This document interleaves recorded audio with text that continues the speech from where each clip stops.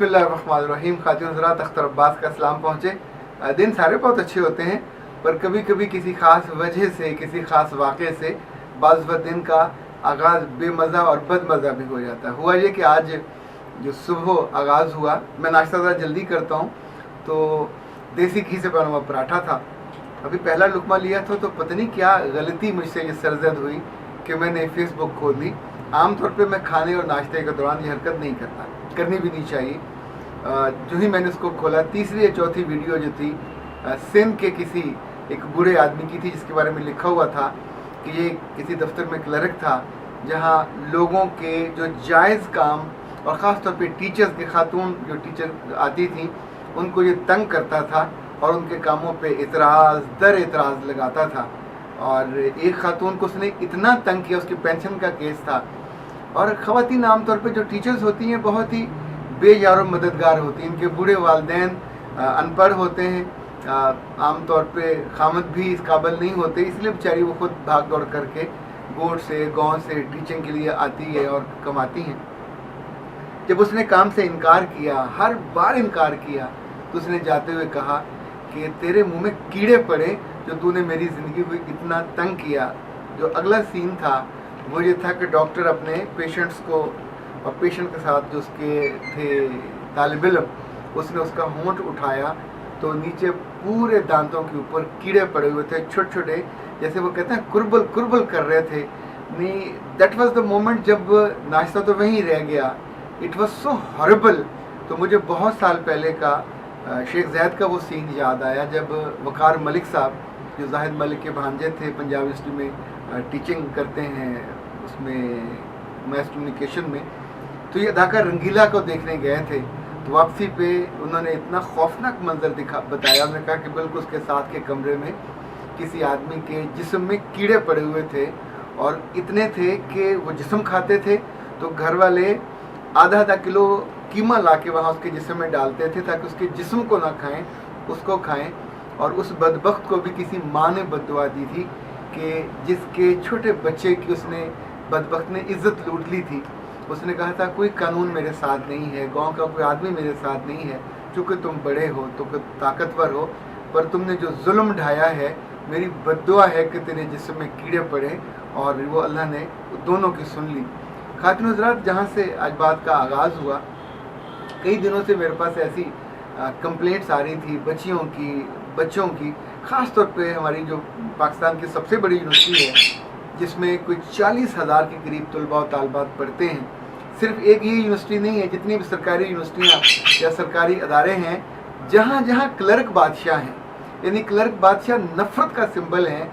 ये जब इनको जॉब नहीं मिल रही होती तो ये बहुत कसम पुरसी की हालत में होते हैं। जब इनको जॉब मिल जाती है, लाइक किसी एक डिपार्टमेंट में, ये कोई बच्चियों का जो बस कार्ड है वो जारी करने पे मुतय्यन होता है, किसी ने इनके प्लेजरिज्म चेक करना होता है, किसी ने इनके असाइनमेंट को जमा करना होता है, किसी ने इनके कार्ड्स जारी करने होते हैं। ये ऐसे जालिम हैं, वो बच्चियाँ 2 घंटे दूर से आएँ, 3 घंटे दूर से आएँ, वो जितनी दूर से आएँ, सारा दिन अपना ख़राब करके आएँ, जब इनके पास जाएंगी उन्होंने काम नहीं करना होता, और एक ही उनका पक्का जवाब होता है कि कल आ जाना। भाई, तुम्हें आज काम करते हुए क्या मौत पड़ती है? फारग बैठे होंगे, चाय पी रहे होंगे, और जब ये बेरोज़गारी के दिन होते हैं इनके, तो उस वक्त ये सबको गालियाँ निकाल रहे होते हैं। पर जब इनको रोज़गार मिल जाता है तो फिर ये गालियाँ खाते हैं, हर लड़के की और हर लड़की। उस वक्त बच्चे जाली तौर पे इनकी इज्जत कर रहे होते हैं, पर ये इस काबिल नहीं होते कि इनकी इज्जत की जा सके। शायद इसी तरह के लोगों को फिर ये बद्दुआएं मिलती हैं और उनकी ज़िंदगी अजीरन हो जाती है। मैंने बहुत से ऐसे क्लर्क देखे कि जिनको मौका मिला, उन्होंने खिदमतें की और वो सुपरिटेंडेंट बने, उन्होंने इज्जत भी कमाई और लोग उनका रिगार्ड करते थे। लेकिन in most of the cases ये जितने क्लर्क, सीनियर क्लर्क बनते हैं, जब तक ये नौकरी में रहते हैं, इनके पास इल्म की कमी होती है, ओके, इनके पास अखलास की भी कमी होती है, इनके पास कंसर्न की भी कमी होती है। खिदमत तो इनके पास से नहीं गुजरती। जब जब इनको डांट पड़ती है, जब जब इनके बॉसेस, हेड ऑफ डिपार्टमेंट जो इनसे बड़े हैं, जब जब इनकी बेइज्जती करते हैं, तो उस वक्त खड़े ये शिवर कर रहे होते हैं। पर वो सारा गुस्सा आके उन मासूम बच्चों पे या साइलों पे या क्लाइंट्स पे, ये पुलिस डिपार्टमेंट में हो, یہ کسی سرکاری ڈپارٹمنٹ میں ہو، یہ ریلوے میں ہو، کلرک جہاں بھی ہوگا، آئی ڈونٹ نو کیا مار ہے اللہ کی کہ ان کے پاس لوگوں کی دعائیں لینے کا بہت موقع ہوتا ہے. اس لیے کہ کسی کلرک کے پاس کوئی امیر آدمی نہیں جاتا، کسی کلرک کے پاس کوئی باوسیلہ آدمی نہیں جاتا. وہ ہمیشہ اوپر سے آتے ہیں، حکم کراتے ہیں، اور یہ پھر فائلیں لے کے بھاگے کوریڈورز میں پھرتے ہیں اور ان کے کاموں پہ سائن کرا کے ان کے ہاتھ میں پکڑا دیتے ہیں. اور وہ بھی بالکل لجاجت کے ساتھ، یتیموں مسکینوں کے ساتھ کھڑے ان کی شکلیں دیکھ رہے ہوتے ہیں کہ کہیں وہ ناراض نہ ہو جائیں.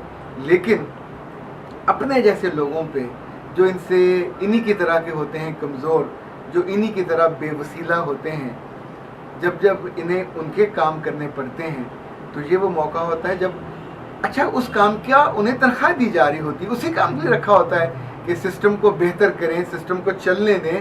جو لوگوں کی اپلیکیشنیں آتی ہیں، لائک اگر ان کے پاس ڈاک ہے تو ڈاک کو درج نہیں کریں گے، ڈاک اگر نکالنی ہے تو انہیں نکالتے ہوئے مصیبت ہوگی، اگر کوئی لے کے جانا چاہے اس کو نہیں دیں گے، اگر پوسٹ کرنی ہو جان بوجھ کے لٹکائیں گے. سو کارپوریٹ میں یہ جو دوسری دنیا ہے، ان کے یہاں بھی ایسے لوگوں سے واسطہ پڑتا تھا. انہوں نے دھیرے دھیرے یہ کیا کہ ون ونڈو بنا دیا، ڈپارٹمنٹ بنا دیے. یعنی سرکاری یونیورسٹیوں کے بالکل جو مقابلے پہ جو پرائیویٹ یونیورسٹیاں ہیں، وہاں اسٹوڈنٹس کو ویلفیئر کے لیے یا ان کو اسسٹ کرنے کے لیے ایسے سینٹرز بنا دیے کہ جس میں 2-3 لوگ بیٹھے ہوتے ہیں، سارے کلرک ہی ہوتے ہیں، پر وہ سوٹیڈ بوٹیڈ ٹائی کے ساتھ ینگ لڑکے ہوں گے. And they are to serve, they are to cooperate, they are to help. اور ان کے وہ کارڈز بنانے ہوں، ان کے رزلٹ دینا ہو، ان کے کوئی کریکٹر سرٹیفکیٹ دینا ہو، کچھ چیز دینی ہو، وہ یہ کام لمحوں میں کرتے ہیں. لائک وہاں تو جو کہ ہر ایک کو گلے میں لٹکانے کا کارڈ بھی دینا ہوتا ہے، ان کی بس کارڈ بھی بنتے ہیں. یعنی جتنی چیزیں ڈے ٹو ڈے ہوتی ہیں، اگر کسی نے نہیں کیا، they have the supervisor, just go and give them a complaint, register کرا دیجئے، ایک SMS کر دیجئے، تو نتیجتاً ان کی پرفارمنس جہاں سے وہاں چلی جاتی ہے. انہی بچوں کی وہاں ترقیاں بھی ہوتی ہیں، وہ سپروائزری رول میں چلے جاتے ہیں.